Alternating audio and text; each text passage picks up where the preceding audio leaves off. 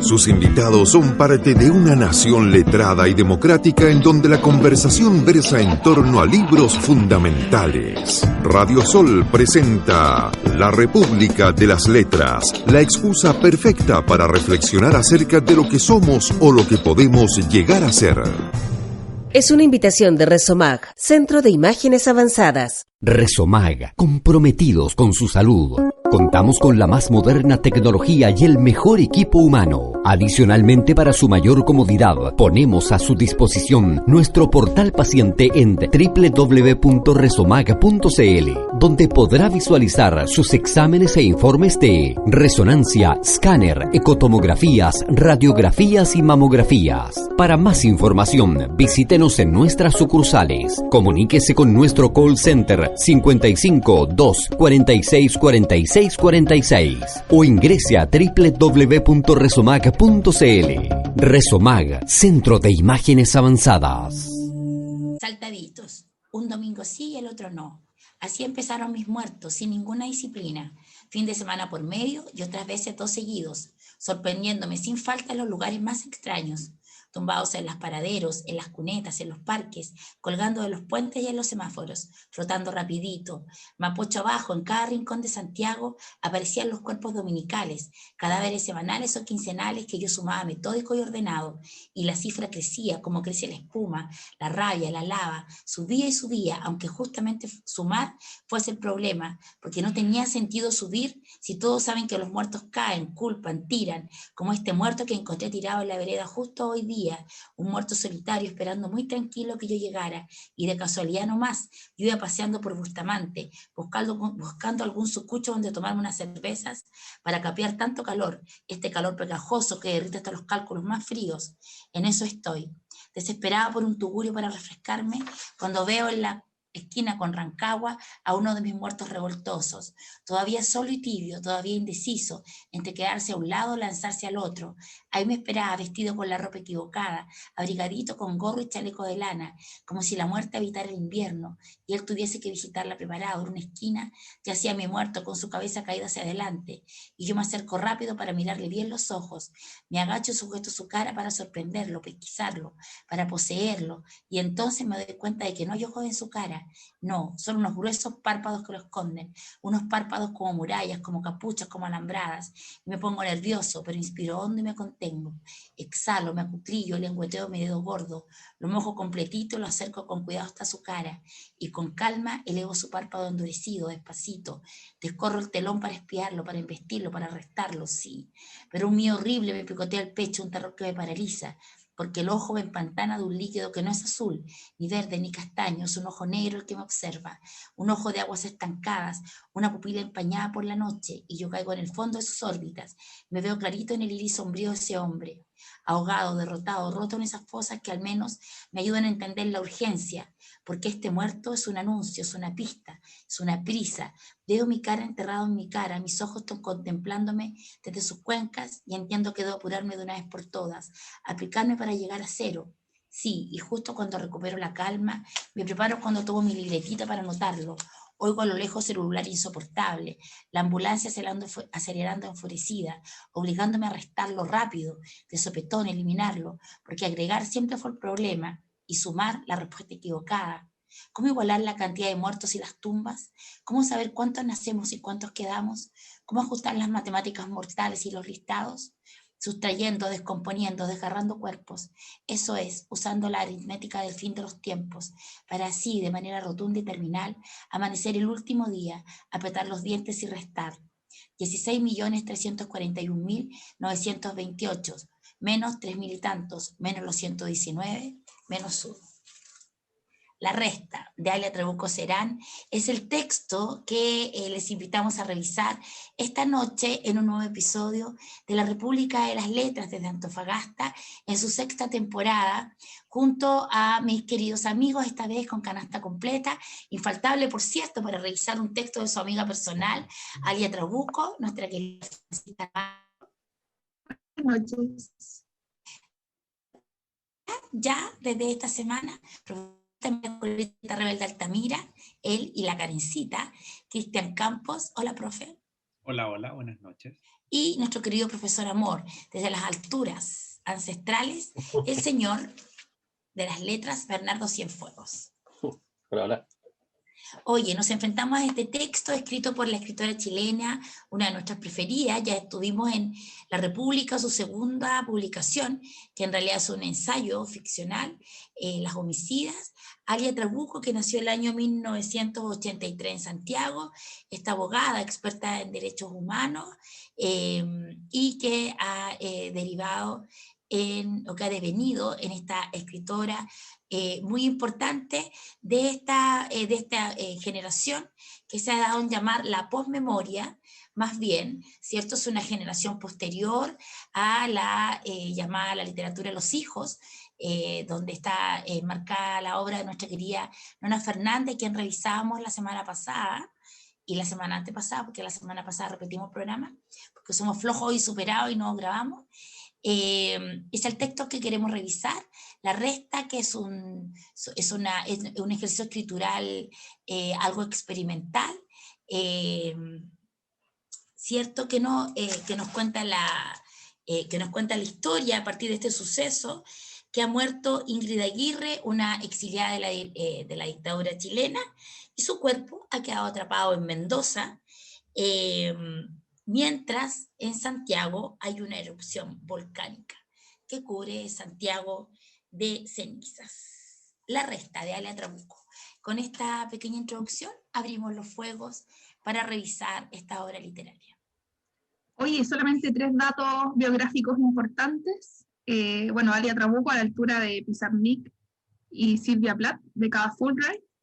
En 2014 ganó el Premio Nacional a la mejor obra literaria que entregaba en su momento lo que era el Consejo Nacional de la Cultura y las Artes, y el año pasado, si mal no recuerdo, fue la primera chilena en estar nominada al Premio Man Booker International de Reino Unido, para sumarlo al currículum. Para sumarlo al querido currículum de la Alia. Chicos, ¿qué les pareció? ¿Les costó? Porque yo, de Las homicidas, los 4 somos full fanáticos, ¿cierto? Este ensayo donde ella aborda el tema del asesinato de la mujer, no desde ser la asesinada, sino que desde ser la asesina. Ya la tuvimos, le hicimos todos los queques, y cada vez que podemos, de hecho no tengo mi libro acá, porque cada vez que puedo lo presto, no lo regalo porque no es tan fácil de conseguir. ¿Qué les pareció este texto? Oye, yo encuentro que tiene un punto de vista interesante, primero por la estructura, porque va intercalando la narración de Felipe con Iquela, ¿ya? Y dentro como del personaje de Felipe está esta obsesión por ir como contando los muertos o restando los vivos, depende del punto de vista donde se mire, ¿ya? Que también tiene una cierta caracterización esta escritura, que es esto, la primera parte que tú leías, donde hay en toda su narración hay carencia total de puntos seguidos, puntos aparte. Muy droguet, muy droguet. Es como que no podéis parar, por eso leí el primer capítulo completo. Ya, Saramago también escribe así, y desde el punto de vista de Iquela hay algo más mesurado, como con cierto hilo conductor, que se sale también un poco del yo, porque va como contando experiencias. Y además, en términos como de capítulos, en el caso de Felipe, los capítulos como que tienen números, ¿cierto? Y se van saltando. Sí. Y en el caso de Iquela, nos encontramos con paréntesis. Bueno, y dentro de eso, bueno, yo había leído este libro hace exactamente un año, porque lo tengo marcado acá que lo leí en junio. Sí. Bueno, en su momento me pasó con el primer capítulo, que es el que narra Felipe, que justo en Chile estaba esta confusión de cuántos muertos habían por COVID, ¿ya? Entonces también había ahí como una parte del contexto o de ese momento en donde lo estaba leyendo, que claro, en realidad, ¿qué peso tienen las vidas para las autoridades? Que en resumidas cuentas, que si bien como que esta suerte de obsesión de Felipe no es por eso, sino que claramente como tiene este hilo de posmemoria, es por los desaparecidos en dictadura, ¿ya? Pero también nos estaba pasando algo similar en pandemia.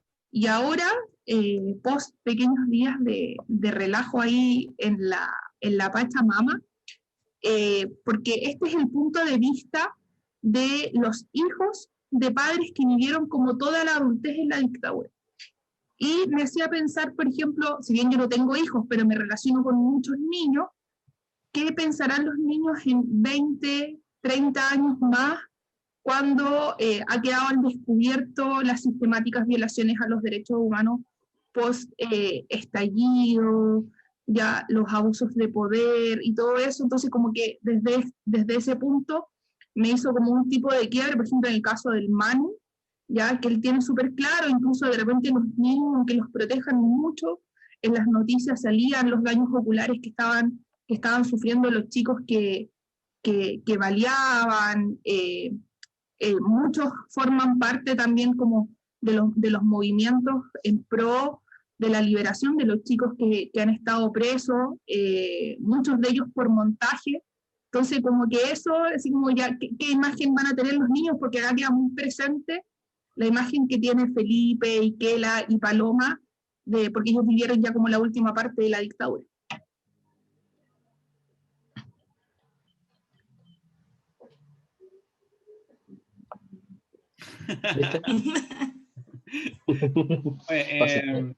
Sí, es un texto bien intenso, que en una lectura rápida siento que como que no se alcanza a captar todos los simbolismos y las capas y los mensajes que hay por atrás, digamos. Estos espacios que se contraponen entre el presente y el pasado.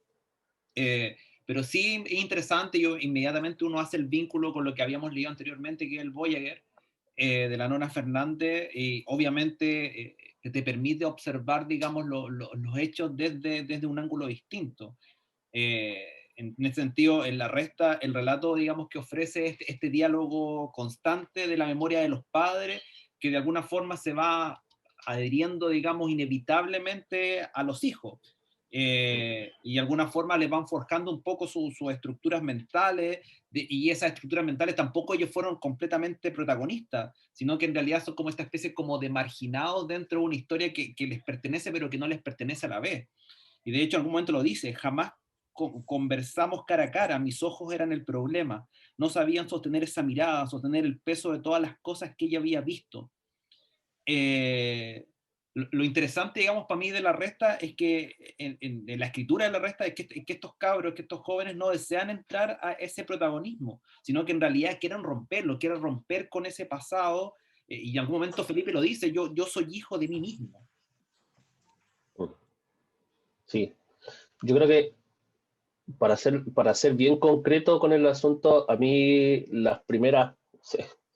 Pensé que las primeras 10, el primer capítulo que leí y tú, Marce, y después las primeras 20, después las primeras 30, y al final el libro fue un constante volarme la cabeza. Porque esa voz desbordada que tiene Felipe es impresionante. A mí, por lo menos, a ver, hay algo que es complejo en la escritura, que no es llegar y hacerlo, que es difícil, que requiere un montón de trabajo para una escritora, para un escritor, que tiene que ver con marcar dos voces que son totalmente distintas. Acá primero, el desborde de Felipe a mí me impresionó, porque es una cosa que se va... Es delirante, claro, la voz de Felipe es delirante, claro, hay es un permanente delirio. Claro, es una cosa que se va, es como ir dando tumbos, la palabra tumbos me encanta, dando tumbos desde un cerro hacia abajo. Me recordó incluso momentos a la voz de Denji en El ruido y la furia, por esta cuestión de, más allá del relato lógico en sí mismo, porque todo es percibido con los sentidos más allá de esta cuestión racional que le marcan. De hecho, ¿cómo se llama? Encuentro homosexual que tiene en algún momento hacia la mitad del libro, está marcado por esa interacción de más de los sentidos, de las cosas que él va percibiendo, del ruido, de la noche, del río, y de las cosas que están en el entorno más que en la situación en sí misma. Por lo tanto, primero, eso es increíble. Y segundo, esta voz de Iquela, como decía, que es mucho más somera, más calmada, que nos va relatando estas cosas, sus incomodidades, el conflicto que siente con su madre, que es evidente, que lo va dejando constantemente encima de la mesa para que uno lo vea, yo lo encontré increíble. Ese contrapunto de voces me pareció notable, porque no es solamente un contrapunto para ir relatando simplemente la historia, sino que es un contrapunto que tiene tensión en tantas formas, desde la historia de los padres que decía el Cristian, o sea, los papás de Rodolfo mueren por culpa de los papás de Paloma y de Ikelda, y hasta el hecho de la tensión sexual que en algún momento se tiene, pero después se suprime, y que quieren ser primos, pero quieren ser hermanos. Es una cuestión impresionante. A mí me encantó el libro. Hay un elemento súper interesante respecto de lo que dice el Bernardo, y es que uno de los elementos de los que estudian literatura, de los que digamos de los teóricos, es marcar la literatura de los hijos en esta, ellos tienen, la literatura del hijo en general, tiene el modo de afección con la historia de los padres, o sea, yo me enmarco dentro de la literatura de esa generación, etariamente, y es que tienen una condición pasiva respecto de la memoria. Es decir, cuando nosotros leemos a Zambra o a la Nona, siempre hay un relato de los que fuimos, sobre todo muy pequeños, de esta perplejidad con que observamos estos hechos de los que éramos testigos, o que nos referíamos, o los que nos enterábamos de refilón, porque estábamos permanentemente protegidos por las figuras paternas. Eso es como esencial en la literatura de los hijos. Pero acá lo que hace la Alia, que lo más interesante es que ella disloca esa relación con esa memoria. Entonces ella se resiste a eso, y ella escapa del registro de la nostalgia. Es súper claro que, por ejemplo, la Nona siempre se agencia desde esta nostalgia, ¿cierto?, para hacer este ejercicio de memoria, y ella en cambio usa otros registros, como la ironía,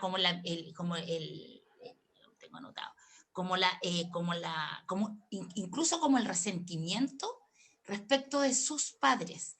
Y yo sé que nos queda un minuto, pero quiero leer esto, que el Bernardo entró en ese punto que me parecía sumamente interesante, porque yo tengo la edad, en este caso sería Consuelo, la mamá de la protagonista, digamos, ¿cierto?, que es esta mujer que sí le tocó vivir siendo joven. Ella dice: con absoluta calma, mi madre mostraba el escenario de esa cena. Su cuerpo, como siempre, inmune al calor, estaba arreglada y maquillada, su melena blanca apenas suspendía sobre sus clavículas, y sin duda disfrutaba de tenernos como público cautivo. Casi le temblaban los labios por el esfuerzo de contener su sonrisa, una risa extraña que intenté sin éxito descifrar. No era negra ni formal, ni auténtica ni fingida, como si una cara detrás de su propia cara se alegrara de su expresión de joven, de Consuelo, no de mi madre, asomara de pronto para darle la bienvenida a Ingrid, no a Paloma. Ellos dislocan, y hay todo el tiempo la protagonista, Ikelia, que además es esta traductora, que es súper interesante en la construcción del personaje, porque es una traductora de diálogos de segunda línea, de películas que ella misma lo señala en el texto, películas que se dan el domingo de madrugada. Entonces no busca tener un protagonismo, pero yo siento que sí hay una disposición a leer la historia como una trama muy distinta, se pone en otro punto. O sea, ya no está esta, porque hay un solo registro en la literatura de los hijos. O sea, hay varios registros, pero digamos, es esta condición más bien pasiva, y acá en cambio hay una dislocación. O sea, no está todo el rato contenta con esta mamá heroica que luchó, mamá y papá, en el caso de Ikelia. Ya, sí sé que tenemos que ir con el tema. También estaba demasiado tiempo ausente, así que iré yo. ¿Ya? Bueno, hay un tema maravilloso que comienza y dice algo así: con cenizas, con desgarros, con esta altiva impaciencia. Vamos con Vuelvo, de Pato Mans.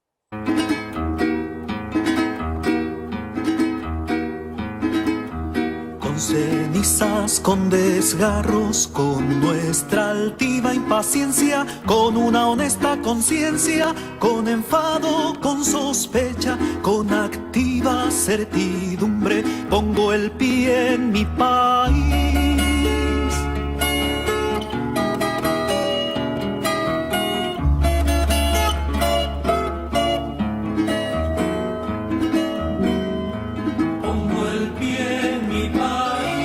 Y en lugar de sollozar, de moler mi pena al viento, abro el ojo y su mirar y contengo el descontento.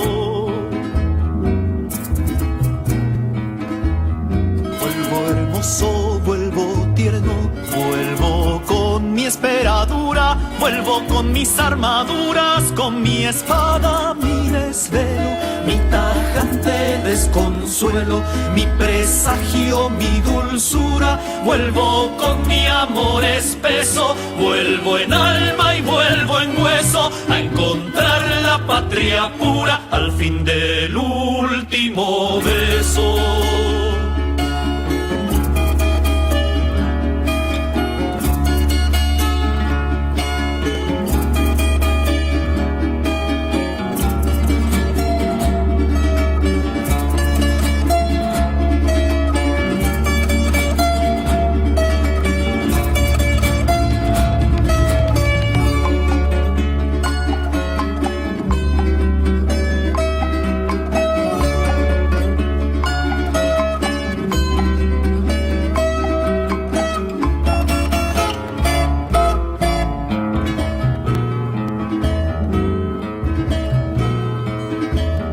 Vuelvo al fin sin humillarme, sin pedir perdón ni olvido. Nunca el hombre está vencido, su derrota es siempre breve. Un estímulo que mueve la vocación de su guerra. Pues la raza que destierra y la raza que recibe le dirán al fin que él vive dolores de toda tierra.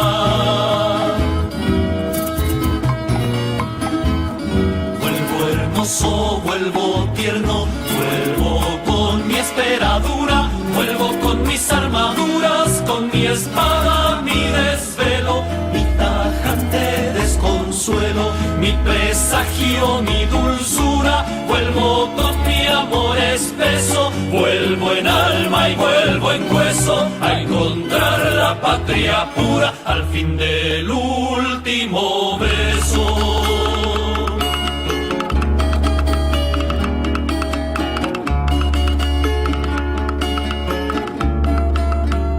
«50 pasos cortos son una cuadra, pero las cuadras no se repiten, no, solo mis pasos, 2, 4, 6 huellas que se repiten y el calor y las nubes y mis largas vueltas de borracho, mis caminatas erráticas desde Irarrázaval hasta el Pionono, caminar y comprobar que en el cielo no hay estrellas, solo nubes blancas y un calor que va flotando, y yo me dejo llevar por el calor y por el pisco, y me acerco rápido hasta el puente, o es el puente el que viene a mí con cada uno de sus muertos. Aunque hoy había uno solo, un muerto de 31, y eso significa que me toca. La aritmética debe cuajar porque vienen los descuentos. Todavía más si uno lee el diario, la sección de espectáculos que hoy titulaba Desentierros. Tal cual, el diario anunciaba el desentierro de Neruda. Y yo ni me enteraba de no ser por el kiosquero de la esquina del edificio, que me saludó y me dijo, miren quién resucitó de entre los muertos. Y yo me di vuelta buscando quién sería ahora el muerto vivo, pero era una broma de don José, porque yo no lo visitaba hace mucho, y es que yo andaba limpiando, saneando, restando. Pero don José reservó la primicia para mí. Qué afán por desenterrar a la gente, ¿no? Y yo me quedé helado, y lo miré con todos mis ojos. Desenterrar nunca, rendirse jamás, le dije a don José. Pero él insistió, y me dijo que iban a ordenar y yo exclamé, exhumación. Y él me dijo eso, Felipito, la exhumación de don Nestalí Reyes, chúpate esa. Y yo no me chupé ninguna, pero le compré el diario y lo vi. Andan desenterrando muertos por la cresta. ¿No será mucho? Muertos vivos, muertos sin cuerpo y ahora esto. ¿Cómo puede uno igualar el número de muertos con el número de tumbas? ¿Cómo hacer coincidir los esqueletos y los listados? ¿Cómo puede ser que unos nazcan y nunca mueran? Anarquía mortuoria en la fértil provincia. Lo que se necesita aquí es el genio matemático, una mente numérica que entienda la aritmética del fin. Porque no puede ser que uno se muera y le hagan un funeral real, uno simbólico, un cambio de tumba y ahora ¿qué? ¿Un antientierro? Así no se puede. La resta de Aria Trabucos, el texto que revisamos esta noche en La República de las Letras de Antofagasta para el mundo y el universo en expansión. ¿verdad? Expansión. La gran Alia Trabuco, amiga personal del Astral, muy querida por esta república, muy, muy, muy, muy querida, máxima, total, queremos todos ser novias de la Alia. Oye, es interesante, bueno, Bernarda leía otro de los capítulos donde la voz es Felipe, como dice que esos son los capítulos que además parten en el 11 y llegan al 0, porque se van restando.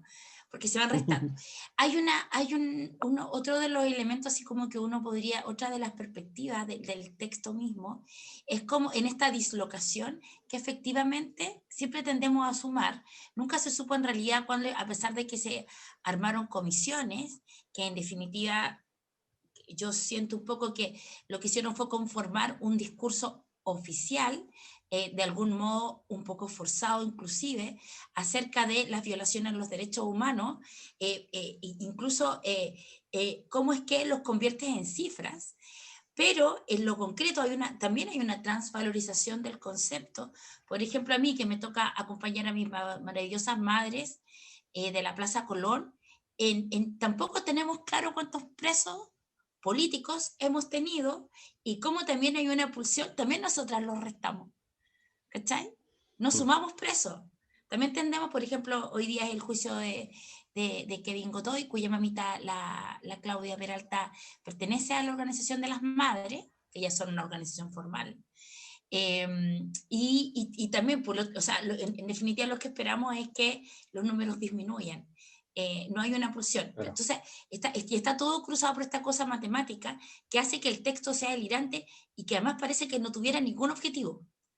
¿Cachai? Es súper novela. Justamente eso es súper interesante porque nos encontramos con este personaje que es ambiguo en varios sentidos, en su forma de relatar, en su sexualidad, en su mirada del territorio, que es Felipe, y que tiene este afán de querer hacer calzar las matemáticas. Hay una cuestión aritmética muy interesante, que a mí me encantó por la forma en que está usada narrativamente, que no la entendí porque no le pego los números, pero me pareció maravillosa. Y justamente cómo eso busca de una u otra manera hacer calzar las realidades entre la historia, la narración, lo oficial, como dices tú, versus lo que es lo que está ocurriendo realmente. Cómo se van dislocando, contraponiendo realidades y cómo esto, de una u otra manera, termina empezando, para hacer un juego de palabras, con la ida de estos tres amigos que se encuentran yendo a buscar el cuerpo de Ingrid, de la mamá de Paloma. O sea, como de una u otra forma todo el relato se esfuerza, que de una u otra manera esta cuenta de muertos no tiene sentido, se esfuerza a tenerlo por ser el cuestionamiento en sí mismo de todo el relato. Por eso ese juego de capas que tiene es súper interesante. Y por lo menos a mí me gustó mucho porque no te deja en paz, porque uno siempre trata de darle el sentido, siempre trata de buscar una razón, y ese es el principal tema, que no necesariamente la tiene, porque ese es el juego. Oye, yo creo que a propósito como de esta búsqueda que hacen de la madre de Paloma, hay como un alto componente, o por lo menos a mi parecer, simbólico, de que gran parte del relato se centra en la búsqueda, ya poniéndole énfasis obviamente al final del libro, que es la búsqueda que han tenido las familias por los detenidos desaparecidos, ¿cachai? Entonces esa cosa, ese contenido simbólico que parece ser así como muy suave, la nube de cenizas, la carroza, esta obsesión de Felipe me parece muy interesante y está muy bien tratada en el texto.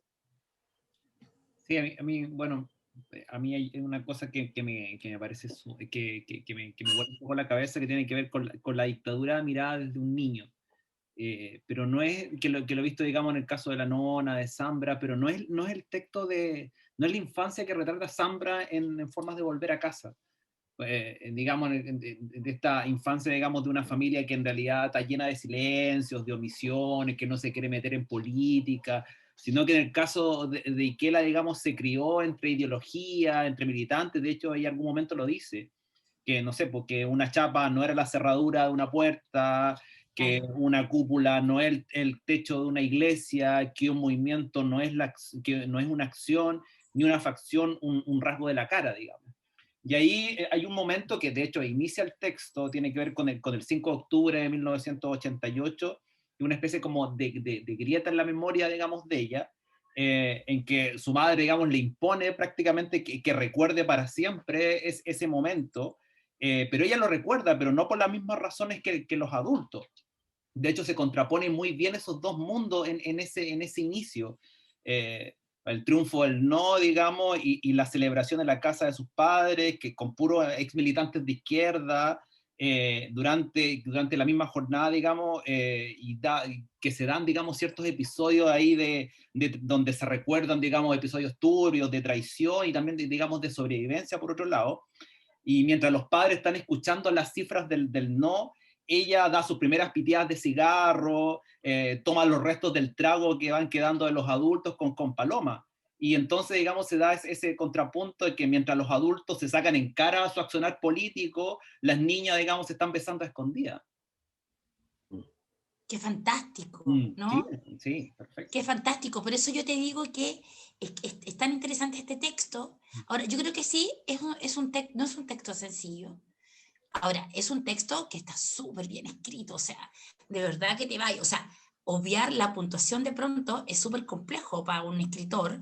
Ella lo hace con gran maestría, realmente Lalia es una gran escritora, pero te das cuenta cómo efectivamente está la dislocación. En los textos, como dice Cristian, por ejemplo en Zambra, porque en Formas de volver a casa, la memoria de los hijos, esa es la memoria de este ser hijo. O sea, está vinculado a la memoria de los padres.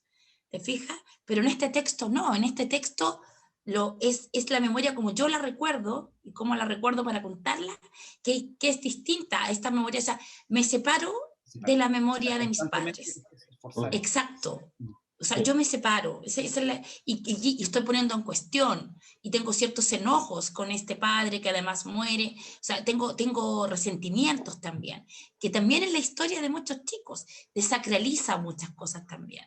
¿Te fijas? Por ejemplo, ahora cuando empezó el estallido social, era muy usual leer en redes, después ya eso pasó, sobre todo cuando le volaron los ojos a 400 y tantas personas.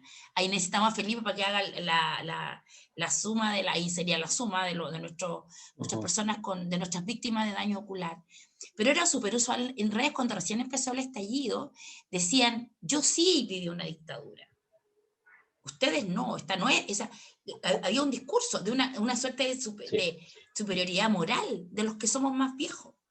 Ojo, yo sí viví una dictadura. O sea, a mí me iban a buscar y podía desaparecer. Había una separación. Ya cuando como Piñera hizo todo lo posible para titularse como un gran violador de derechos humanos a costa de muertes, desapariciones, ojo que también en el estallido social hay hartas desapariciones.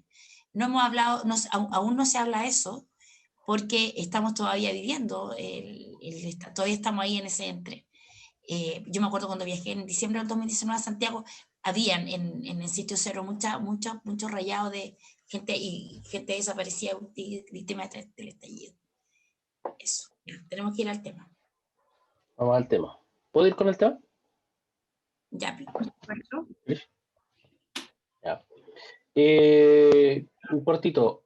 Hay un tema que es muy bonito, usando el mal concepto de bonito, pero que más allá de eso tiene mucho que ver con el libro y particularmente con Felipe.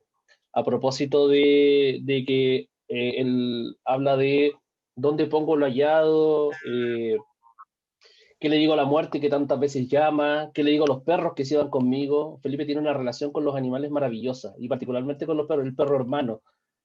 Tanto cuando vivía en el campo como cuando vive en Santiago, que lo encuentro maravilloso. A propósito de eso, nos vamos con ¿Qué hago ahora?, de Silvio Rodríguez.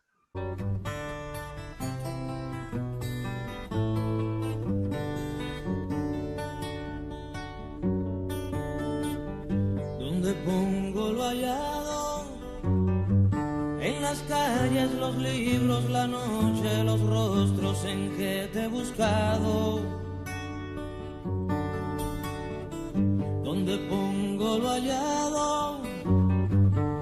una tierra en tu nombre en la Biblia en el día que al fin te he encontrado.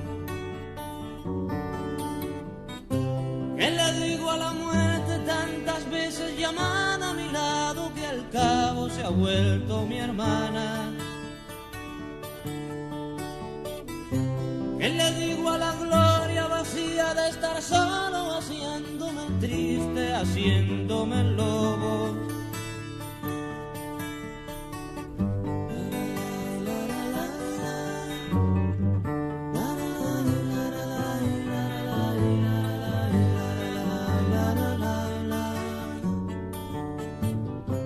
¿Qué le digo a los perros que se iban conmigo en noches perdidas de estar sin amigos?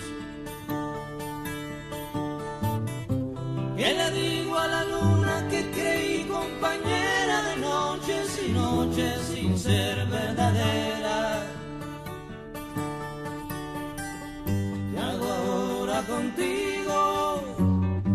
Las palomas que van a dormir a los parques ya no hablan conmigo. ¿Qué hago ahora contigo?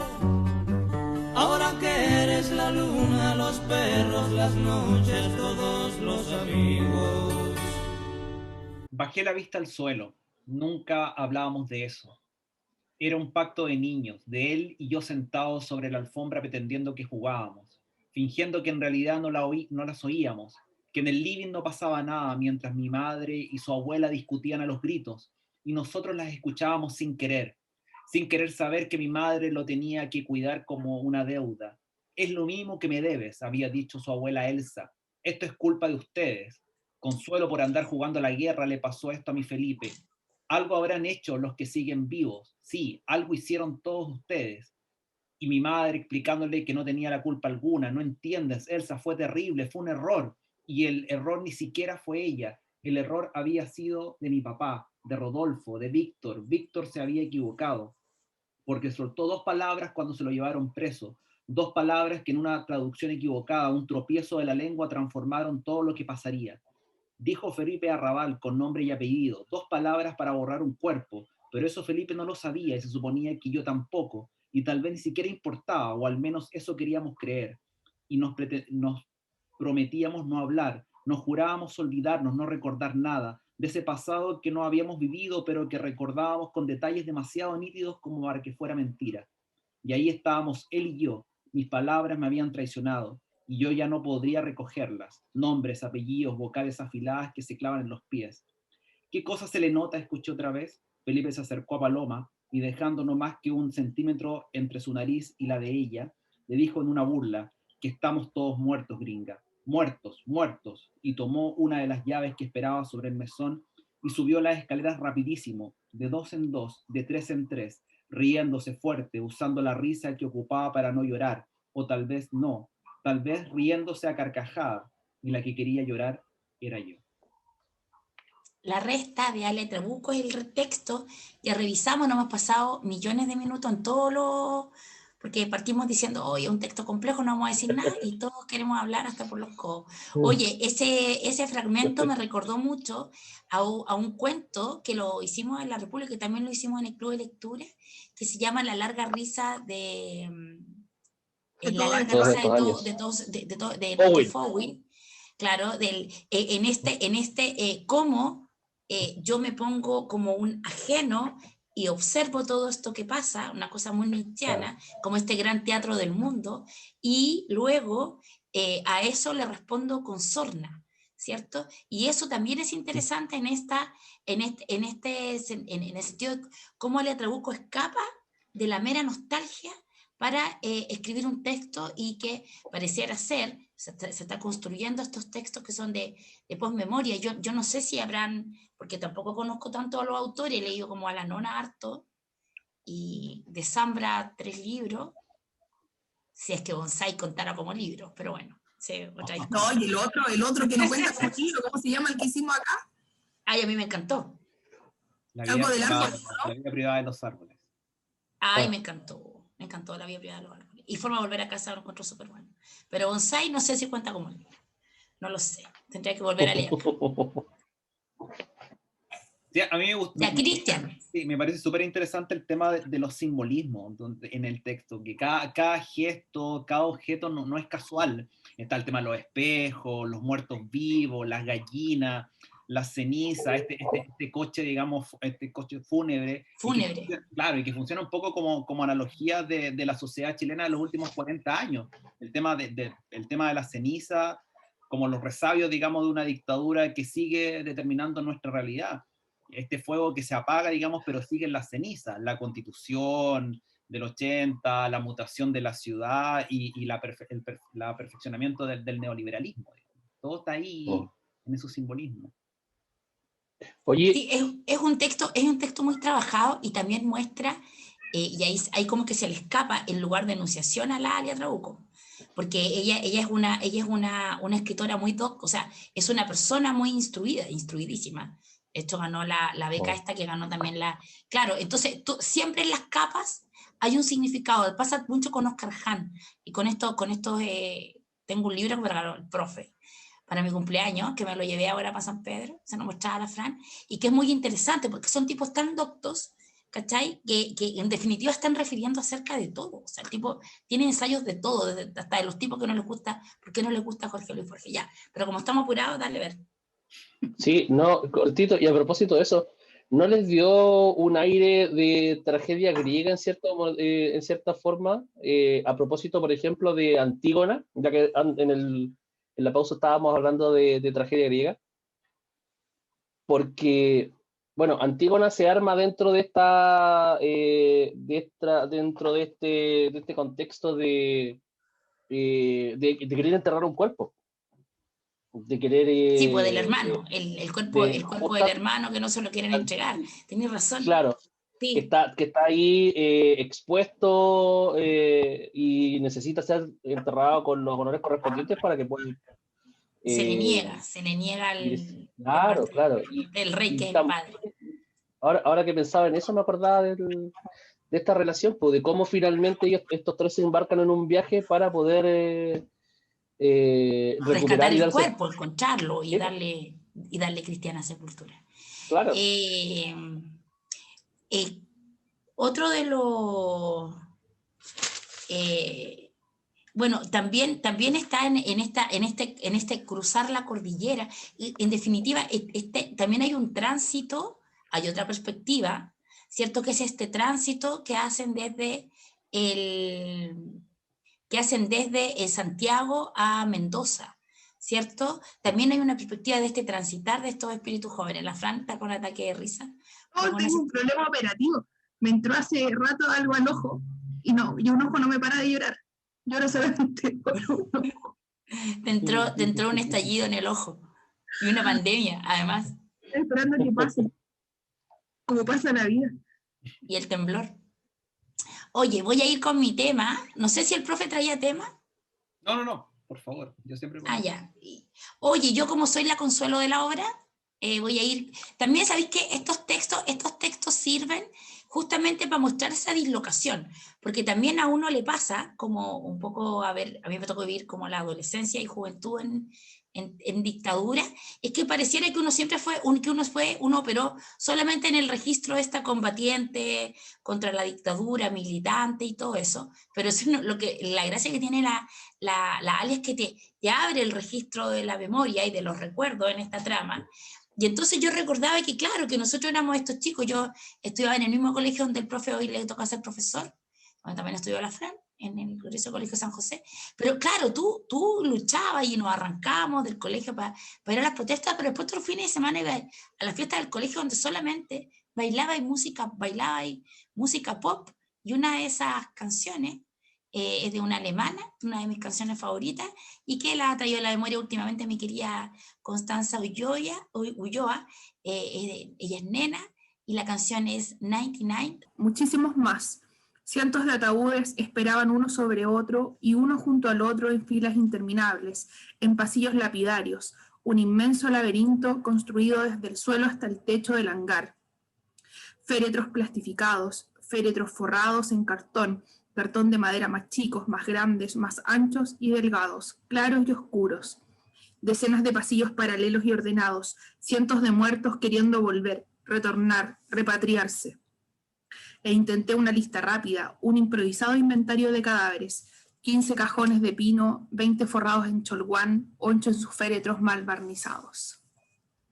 La Resta, de Alia Trabuco, es el texto que hemos revisado hoy en este nuevo programa, como cada martes a las 22 horas, a través de las ondas de Radio Sol y por todas nuestras redes sociales. Prontamente, y si es que esta nueva mutación del virus Delta, que dicen que es súper contagioso, oye, ¿están vacunados? No hemos hecho ningún llamado oficial a vacunarse para toda la gente que no se quiere vacunar. Qué sarta. Que justamente la gente de mi generación. Sí, yo estoy vacunado hace varios años, pero en particular yo nací vacunada. el COVID, sí, nací sí. Vacunado. De espanto.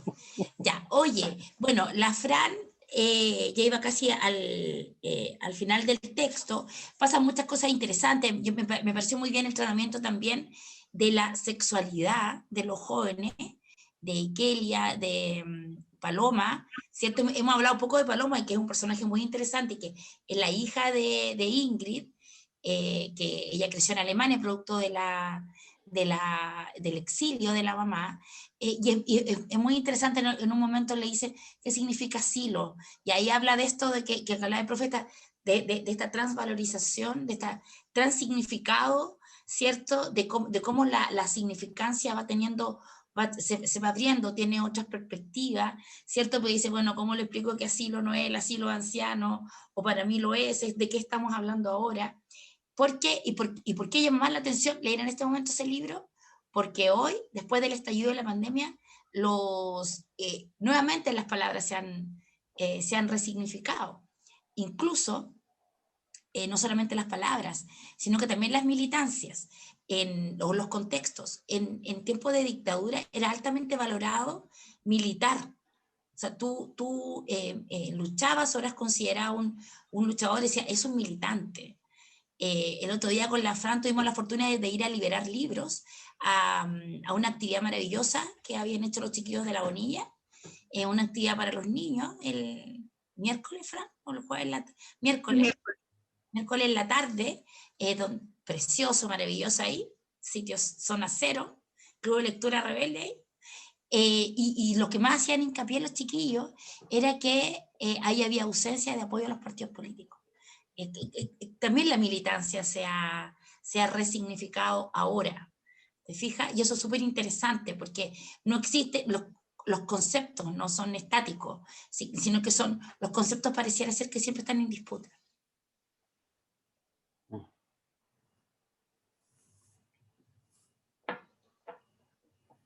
Bueno, oye, saludos. Pasó un ángel y se convirtió en amor. Oye, saludos. Pasó Felipe Camiroaga. Y se convirtió en amor. Iba a tirar la talla el día completo, pero un poco excesivo. Yo lo último que respecto del texto, es que hay un artículo que se llama Formas de salir de casa, que es de una académica que se llama Lorena Amaro, y ella propone, digamos, hace una lectura respecto de las novelas contemporáneas en la posición de los hijos como personajes secundarios. Y es muy común en esa visión, digamos, el asiento trasero en el auto respecto de los niños, que está, digamos, en Zambra, que está la nona, y que también aparece en algún momento en este texto, digamos, de La Resta, vuelve a aparecer como esta imagen de infancia. Sin embargo, aquí, en este texto, digamos, se cambia el asunto, porque invierte un poco el asunto, porque en este caso, en La Resta, los conductores son los hijos, y todos, digamos, están en la cabina del auto, mientras que la parte de atrás está reservada para los padres. Y además, digamos, no es un vehículo común, sino que en realidad es una carroza fúnebre, y esta vez, digamos, los papás son los cadáveres, digamos, y estos restos hay que traerlos de vuelta, digamos, a casa. Entonces está esta idea también de los protagonistas en la búsqueda de un discurso genuino, de buscar, digamos, un léxico que resignifique un poco estos términos gastados de los papás, y validar también sus identidades, tener causas, digamos, de las cuales, digamos, construir un relato propio. y sacar la voz y volver a, digamos, a narrar su propia historia. Muy interesante. A mí me hizo acordar eso en las tesis de la historia de Walter Benjamin, está en la tesis, creo que es la número 13, que está sugiere una pintura de Paul Klee, que se llama El ángel de la historia, donde es este ángel que va avanzando, pero que tiene la cabeza vuelta atrás, y atrás solo hay cadáveres apilados, que va dejando cierto, pero que sin embargo, que es una idea que también está en Marx, pero que sin embargo la humanidad tiene que seguir avanzando. Está súper referido. Deben haber, yo encontré poco artículo acerca de la resta, que no es un libro tan nuevo, o sea, tan antiguo. Sí. Tiene 6 años, súper recomendable. Oye, ya, yendo a los avisos, si es que nadie tuviese más que decir, seguimos con el club de lectura, estuvimos flojitos 2 semanas, pero volvemos el sábado. Seguimos subiendo a Altamira, está la escuelita Rebelde Chepuja, se realizó hace un par de semanas la inauguración del Cine Club Rebelde, de la mano de la Constanza Ulloa. Agradecemos a la gente que donó el domo, y el Data, que es Cecilia, no me acuerdo del apellido, porque ahora últimamente no me acuerdo de nada. Anita Órdenes nos apoya con las impresiones. Anita Órdenes, qué grande. Ella tiene una empresa de ploteos, y no desde ahora, yo diría que hará unos 8 o 10 meses, apoya el club con toda suerte de impresiones. De hecho, imprimió las tablas y los abecedarios en grande con el logo del club de lectura. Yo no la conozco personalmente. La impresión de guías, que no es menor imprimir guías de 3 materias diferentes para 50 niños. Sí, le damos la bienvenida a la Karencita, que llegó a hacerse cargo de la lectoescritura de los niños de Altamira, al profe que está apoyando a la Jocelyn, sigue nuestra querida María Fernanda, la Ro como la directora de la escuelita, y el Peter en su calidad de inspector general. ¿Cierto? Todo el club apoyando. Hay una cantidad infinita de gente que apoya a la escuelita. No olvidar que nosotros realizamos esa labor de la que estamos profundamente enamorados en uno de los 82 campamentos que existen en este momento en Antofagasta, donde la gran mayoría de los niños, si no todos, están desescolarizados hasta el día de hoy. Ejercicio de memoria. Ya, chicos, saludos, parabienes. No, eso, apóyennos. Siempre se necesitan tablets, computadores, celulares, insumos generales. Nunca están de más los lápices grafito, las gomas, los lápices de colores, los cuadernos para los niños. Sacapuntas. El otro día no teníamos sacapuntas. Cuadernos. Ya, Caligraphics también me decían el otro día las chiquillas, que Caligraphics, por último, para hablar nosotros con nuestra auspiciadora Anita Órdenes para que los fotocopie, ¿cierto? Porque los niños están súper atrasados en lectoescritura. Sigue el tema de los chiquillos que están presos por la revuelta, y nosotros seguiremos eternamente sin descansar hasta que el último se encuentre en libertad. No olvidar que gracias a ellos tuvimos un cambio constitucional y el término ahora la derecha está pidiendo que sacar el 100% es una cuestión rarísima. Estuvimos 3 días nosotros en stop en San Pedro de Atacama. ¿Ah? Ellos mataron la transición.